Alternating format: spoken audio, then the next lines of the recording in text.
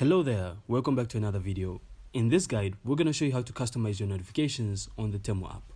So the first thing you have to do is simply tap on the U tab right in the bottom middle section of your screen. You can now go ahead and tap on the settings icon in the top right corner. And finally, tap on notifications. You'll then be able to customize all the different notifications. So if you'd like to receive SMS notifications, simply enter your phone number and submit. Apart from that, if you'd like to customize notifications on promotions, simply go ahead and tap on edit. And here, you are then able to customize push notifications, which are simply the notifications you receive when the app is closed. You can either slide it to the left side in order to receive less notifications, or you can slide it all the way to the right to receive more notifications. And apart from that, you can also customize the in-app notifications, as well as both SMS and email frequency when turned on. So heading back, you can also choose to customize all the other notifications according to your preference. So that's it for this video.